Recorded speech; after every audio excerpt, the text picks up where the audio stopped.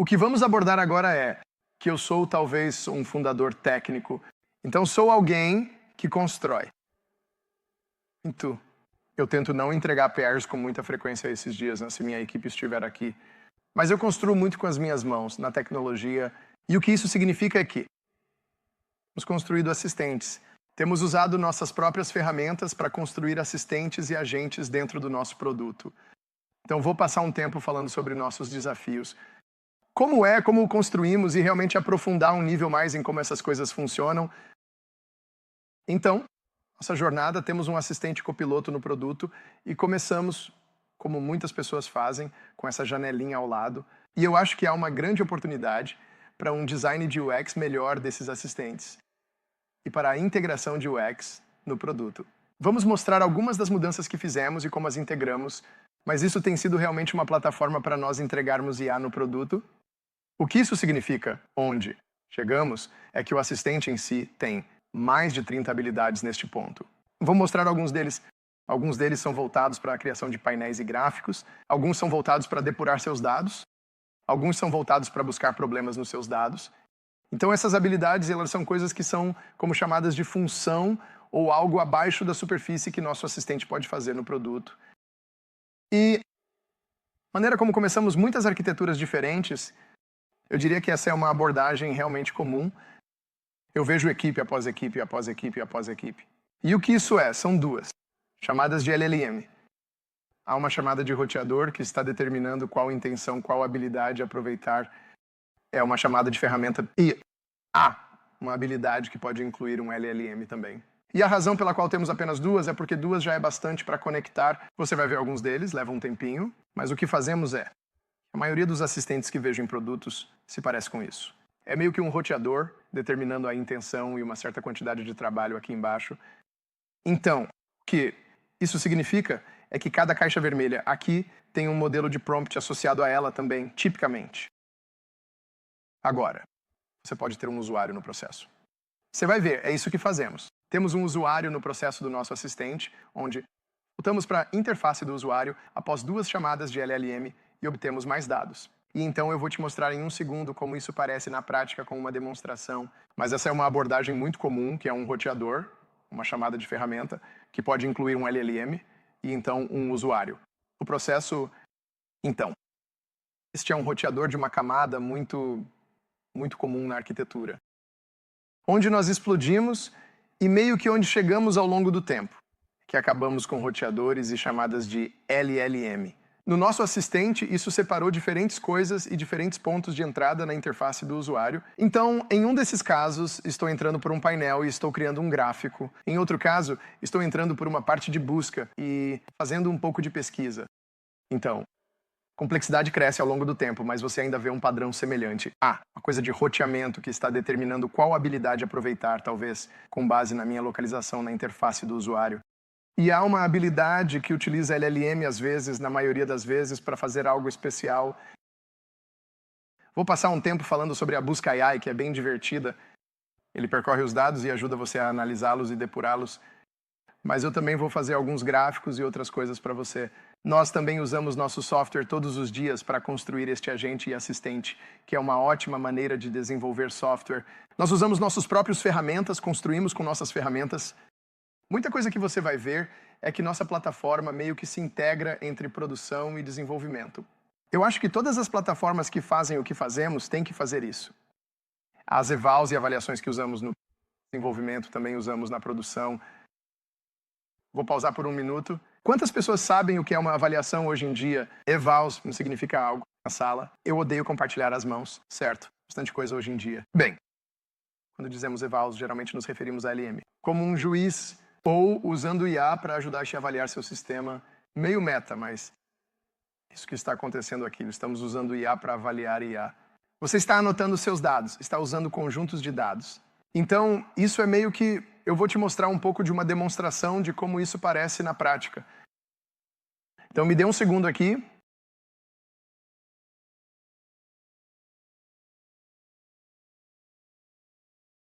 Então, vamos tentar a demonstração. Ao vivo.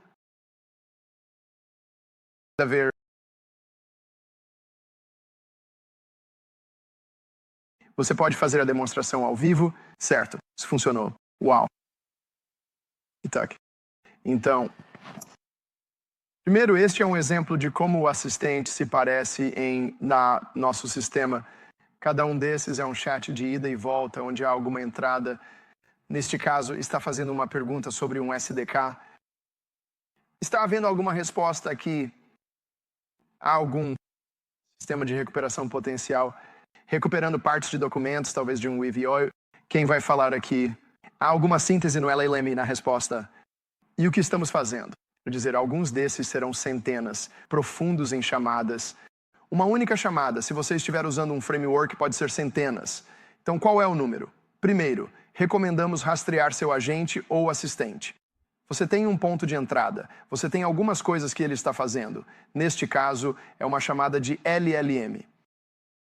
Então, você rastreia, obtém seus dados e depois avalia. Então, você verá avaliações meio que anexadas aqui. Aproxime um pouco. E o que isso é?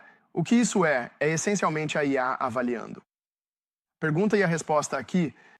Neste caso, a IA meio que mencionou o SDK, você sabe, não há menção do SDK no texto de referência. E aí, tudo bem, a resposta é problemática. Então, isso é meio que o básico de como isso se parece agora. O que eu queria fazer era, na verdade, mostrar a vocês como é o nosso assistente. E onde estão os pontos de integração e quais desafios tivemos ao construí-lo. Então, eu vou relacionar isso com o produto que usamos. Então, uma maneira que temos um assistente aqui é que temos uma capacidade de busca com IA. Às vezes você tem perguntas e respostas e pode querer encontrar todos os usuários frustrados. É bem comum. Então você pode realmente digitar qualquer coisa que quiser para pesquisar. O desafio disso, como mencionei, é que há duas chamadas de LLM. Há uma primeira chamada aqui para descobrir o que fazer.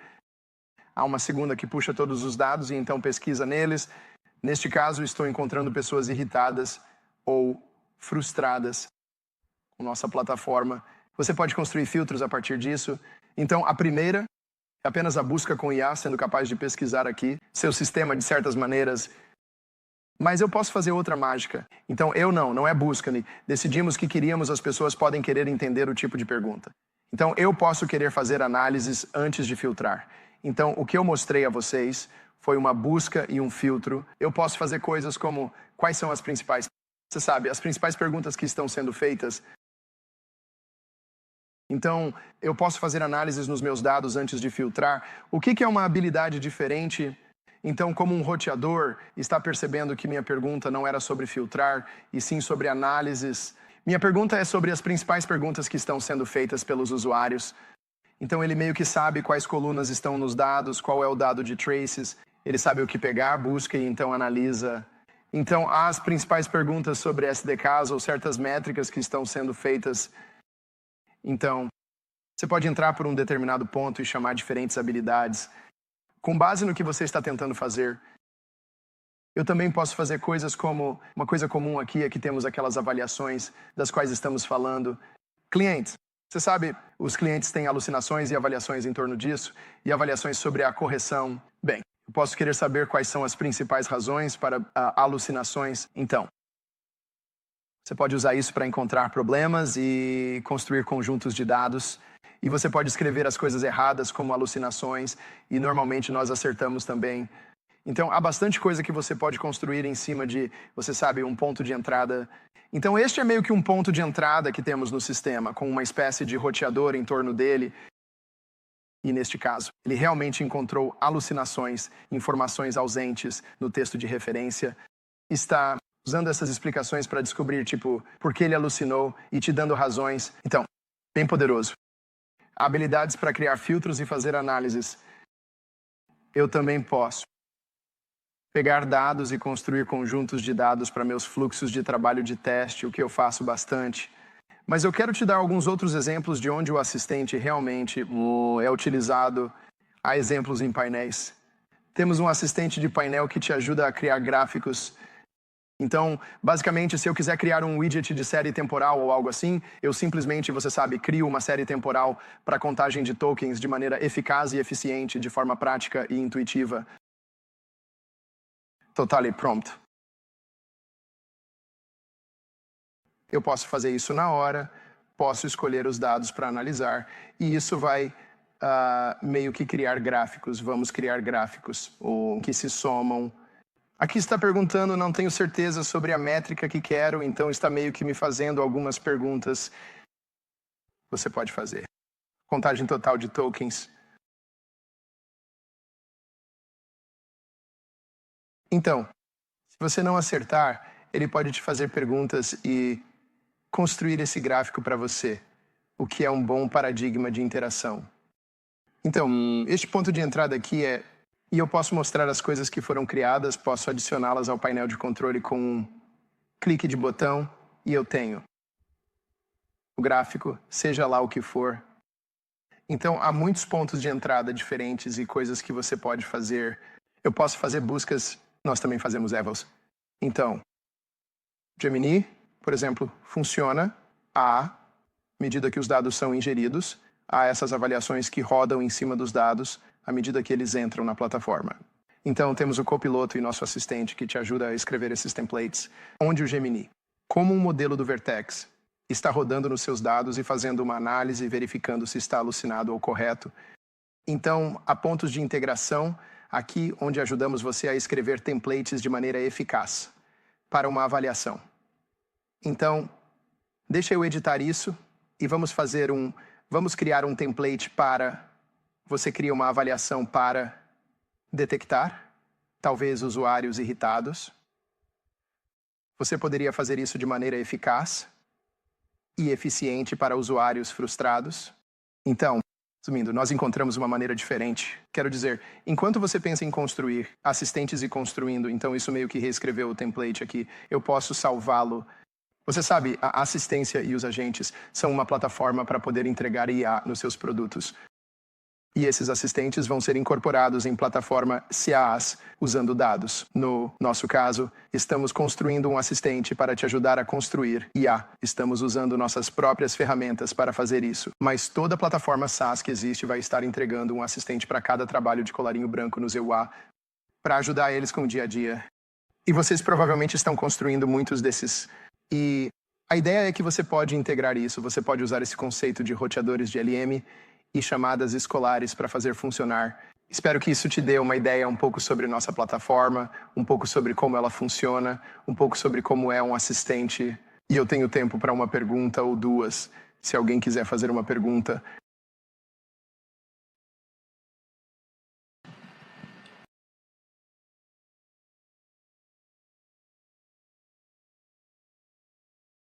Sim, e você está mostrando uma maneira de fazê-los funcionar melhor, de depurá-los e analisá-los. Onde talvez você pudesse, para alguns de nós, dar um passo atrás, porque eu usei modelos para testes específicos, tradução de código, migração para a nuvem, mas não tem sido um sistema de agentes. Tem sido como configurar algo em uma ferramenta como o SageMaker. Sim, fazendo transformações em lote a partir de nuvem, produzindo saída e verificando-a. Então, estou tendo dificuldade em entender qual é o problema que você está resolvendo. Quer dizer, eu consigo imaginar esse agente paralelo, mas talvez se você pudesse apenas recuar um pouco e explicar o que é, eu estaria tentando fazer. Talvez no contexto de um sistema de agentes, porque uma das coisas que estamos pensando é ter algo que possa usar nossos dados corporativos para responder perguntas como se tivessem sido treinados em um modelo. E temos muitos dados. Eu trabalho para o Federal Reserve, então temos muitos dados. Sim? E como faríamos isso? Se você pode responder à pergunta nesse contexto... Sim, então, eu acho que, como você viu, cada recurso que eu provavelmente mostrei na plataforma não seria acessível ou executável com ML tradicional de nenhuma maneira, forma ou formato. Então, eu acho que o que você está tentando fazer, então o que vemos é... Sim. Estamos usando modelos, estamos usando como o Llama 3, por exemplo, para fazer essas coisas. Então, não é ML tradicional. Não é uma estrutura agente. É mais sobre engenharia de prompts e ter diferentes fases onde processamos os dados para fazer coisas diferentes. E então, obter uma resposta, podemos fazer conversão de linguagem natural, ou SQL. Podemos ir a um catálogo de dados, encontrar dados relevantes. Então, teríamos que criar um programa em Python para exibi-lo. Esses tipos de etapas, diferentes do que você fala. Sim, então, eu diria que a verdadeira pergunta aqui eu acho que é uma pergunta que você ouve o tempo todo, é o que é um agente, e talvez seja isso que você está tentando dizer, tipo, eu estou fazendo prompts e templates agora, o que é um agente? E as áreas principais que eu normalmente olho são, existe, você sabe, eu ouvi algumas pessoas no ecossistema dizerem isso, mas o que vemos existe um fluxo de controle e há uma abordagem iterativa com os dados, e neste caso você está iterando. Com a entrada do usuário, o fluxo de controle é um LLM na frente dele, decidindo o que fazer, e então você está fazendo uma chamada de LLM ou pode ser uma chamada de função abaixo disso. Então, tudo o que queremos dizer com agente é uma abordagem iterativa, tomando decisões, recebendo dados de forma iterativa, é um roteador ou uma chamada de ferramenta e faz algo abaixo. Então você pode até estar fazendo isso hoje. Talvez você esteja, talvez você não esteja. Na primeira geração das criações era uma resposta a um prompt, um chamado e termina. E o que nós meio que evoluímos no último ano é o uso de ferramentas, então controlando o fluxo disso e depois fazendo algo com isso e então potencialmente iterando sobre isso. Sim.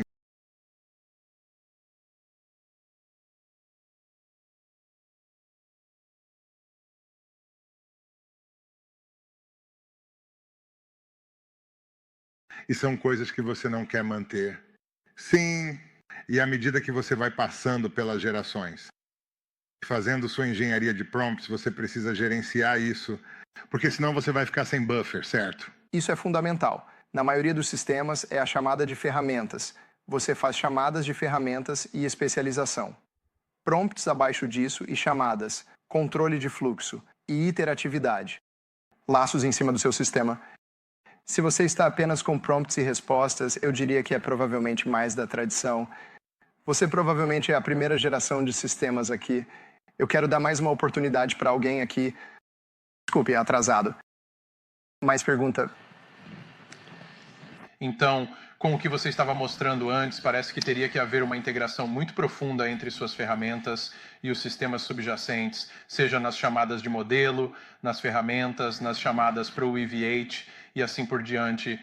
Então, como você aborda questões como segurança e afins? Construo meu sistema, que pode estar na nuvem, usando você como um serviço gerenciado, estou instalando o seu como um agente. Como a parte de integração disso funcionaria? É uma boa pergunta. Então, se você quiser começar amanhã, temos código aberto. Então, em termos de instrumentação, acreditamos no hotel, que é tipicamente, eu acho, para onde todo mundo está indo agora, do ponto de vista de instrumentação.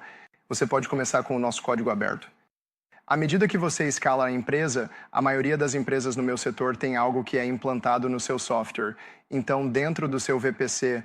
Então, é como se o Databricks encontrasse o Datadog em termos de entrega. Eu não acho que os dados saiam do seu sistema se você for a maioria das empresas, tipicamente agora.